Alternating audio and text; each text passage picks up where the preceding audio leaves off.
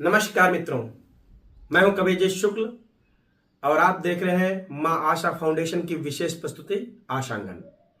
साथियों, आशांगन के माध्यम से हम नए रचनाकारों को आपसे रूबरू कराएंगे, उनकी रचनाओं को आप तक पहुंचाएंगे।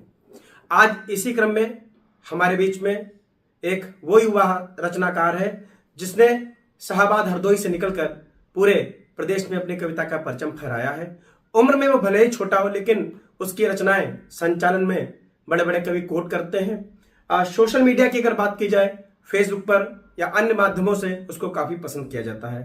तो साथियों, आज हमारे बीच में है भाई कृतार्थ पाठक जी। मां आशा फाउंडेशन की विशेष प्रस्तुति आशांगन के सभी दर्शकों को मेरा प्रणाम। भाई कृतार्थ पाठक हमारे बीच में है, बहुत अच्छे गीतकार हैं। चलिए उनसे कुछ बातें की जाए और उनकी रचनाएं आप तक पहुंचाई जाए। तो कृतार्थ जी, ये बताइए, आपने गीत का रास्ता ही क्यों चुना? कई विधाएं थी, आप किसी पर भी कलम चला सकते थे, लेकिन आपके मन में ये कैसे उपज आई कि मुझको गीत ही लिखना है, मुझको मुक्तक ही लिखना है, मुझको श्रृंगार की ही बात करनी है? दादा, कहीं बचपन से ही परिवार में, घर में गीत का माहौल रहा है। हमारे पिताजी गीतों को बहुत पसंद करते हैं और हम बचपन से किताबें पढ़ते आए हैं। बचपन से जब ही यूट्यूब पे या सोशल मीडिया के माध्यम से कई गीतकारों को सुना है। और गीत एक ऐसी विधा, दादा, मैंने कहीं गीत के लिए गीत लिखा था, 4 पंक्तियां उसकी याद आती हैं और मैं उसी के माध्यम से उत्तर देना चाहता हूँ। बिल्कुल। कि गीत में होती नहीं है, गीत में होती नहीं है सिर्फ कोरी कल्पनाएं, गीत बनकर रो रही हैं इस हृदय की वेदनाएं, इस हृदय की वेदनाएं। उस भार जिम्मेदारियों का नवयुवक ढोते मिलेंगे, सांझ बेला पर थके हारे सपन बोते मिलेंगे। अच्छा है। और शौक सब मन की तलहटी में दबे हैं शांत होकर। क्या कहें? शौक सब मन की तलहटी में दबे हैं शांत होकर, गीत के कंधों पे सिर रख फूट कर रोते मिलेंगे। बहुत अच्छा, वाह। फूट कर रोते मिलेंगे। गीत में हम लिख रहे हैं जिंदगी की पट कथाएं, गीत में होती नहीं है सिर्फ कोरी कल्पना। कृतार्थ भाई, मैंने जहां तक आपको पढ़ा है, देखा है, जाना है, आपके गीतों में विरह की भावना, टूटन बिखराव बहुत नजर आता है। चाहे वो आपका एक प्रसिद्ध मुक्तक हो, चुटकी भर सिंदूर नहीं हो पाए हम, या कंगन वाला। तो इस प्रकार के मुक्तकों की या गीतों की उपज का कारण क्या है? ये टूटन आपके जीवन में किस कारण हुई? दादा, जब आशा निराशा में परिवर्तित हो जाती है तो स्वतः से विरह के गीत अपने आप निकल आते हैं।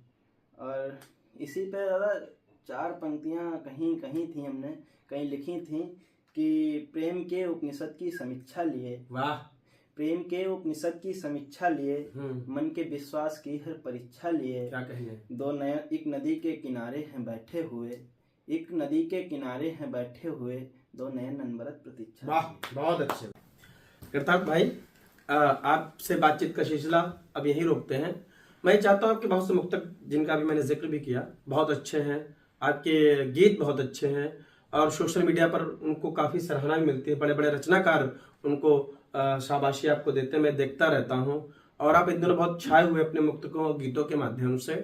तो क्यों ना हमारे दर्शकों तक आपके गीत पहुँचे, आपके मुक्तक पहुँचे। धन्यवाद दादा।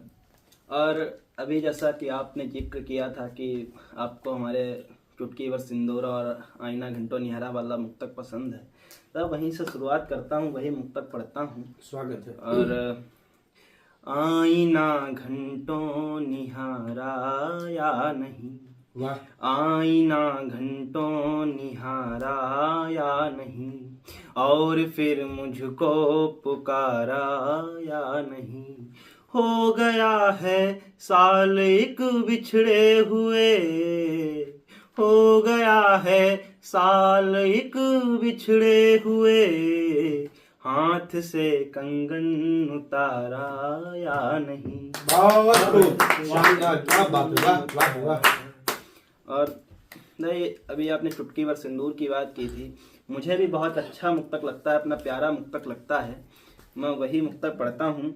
आँखों वाला नूर नहीं हो पाए हम, गिर कर चकनाचूर नहीं हो पाए हम। वाह। एक लड़की के खातिर दुनिया थे लेकिन, आए हाय, वाह। एक लड़की के खातिर दुनिया थे लेकिन, चुटकी भर सिंदूर नहीं हो पाए हम। चुटकी भर सिंदूर नहीं हो पाए हम। चार पंक्तियां ज़्यादा पढ़ता हूँ कि प्यार को हार करके बैठे हैं। देन आंसुओं की नई उपमा देखिएगा कि प्यार को हार करके बैठे हैं, बंद सब द्वार करके बैठे हैं। प्यार को हार करके बैठे हैं, बंद सब द्वार करके बैठे हैं। गाल पर आंसुओं के मोती कुछ गाल श्रृंगार करके बैठे। बहुत अच्छा, गाल श्रृंगार करके बैठे हैं।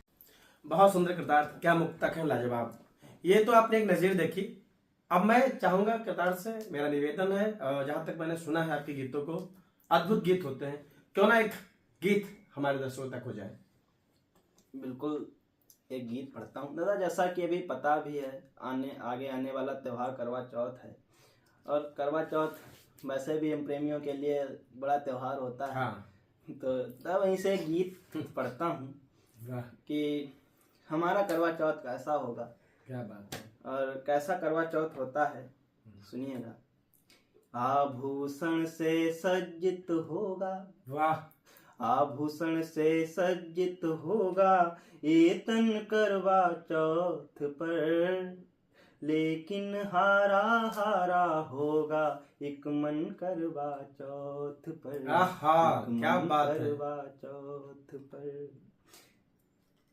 पहला वन देखिएगा, पहला दृश्य कि लाल रंग की चूनर ओढ़े, लाल रंग की चूनर ओढ़े जब 16 श्रृंगार करोगी, क्या कहने। बाहों में बाहें डाले जब तुम प्रियतम से प्यार करोगी, और तमतमा जलता होगा, और तमतमा जलता होगा यौवन करवा चौथ पर। बहुत अच्छा, वाह वाह वाह। लेकिन हारा हारा होगा एक मन करवा चौथ। बहुत अच्छा, वाह वाह वाह। और गीत का दूसरा वन कि याद हमारी ले आएंगे, याद हमारी ले आएंगे पिए के सब उपहार भी। अच्छा है। याद हमारी ले आएंगे पिए के सब उपहार भी,